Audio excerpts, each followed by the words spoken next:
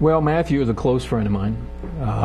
I think he's been on a long personal journey over the last couple years, both in his private life as well as in the politics that he participates in.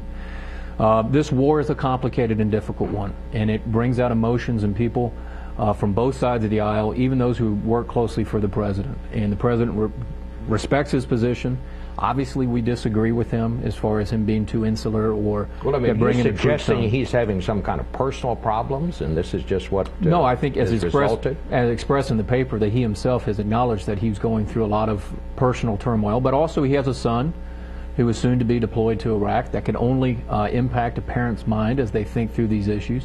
I say that only in the sense that I know it's something that weighs heavily on him. I respectfully disagree with the positions he's taken.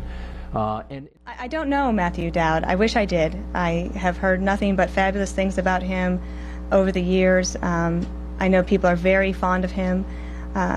Obviously, war brings out a lot of emotions in different people, and possibly changing emotions, as he laid out in the New York Times. And obviously, not being a close friend of his, I don't know as well as others might about the personal journey he's been on over the past couple of years, but we certainly can respect his views, but respectfully disagree with some of the assertions that he made in the article. But we certainly wish him the very best. He's a really good guy. What does that mean, personal journey? Well, I think that he's had some personal hardship, and also he has a son who's volunteered to serve in our armed forces, and he's going to be deploying to Iraq, and I can only imagine that affects a parent's thinking. And so it's really about him and not about you and about the president and the White House and the things that he's seen go wrong? No, he might very well have those opinions, but we can just respectfully disagree with, for example, where I think one of the allegations was that the president is isolated.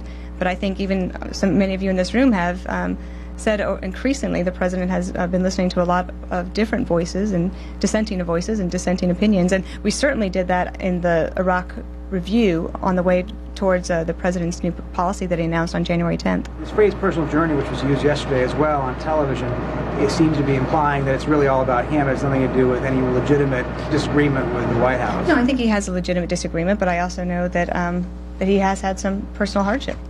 Is that related? Is that relevant? I don't know. I mean, I don't know, Matthew, and why do you bring it up? well, I think that he brought it up in the article, and I think that it's relevant. And I think that it's true that when you have a parent who is going to see his or her son or daughter heading off to war, in a war that is where we are fighting a very determined enemy, in which the Congress is not fully backing the troops, it would be a concern. And I'm just not going to judge him. I'm going to allow him to have his views and wish him well.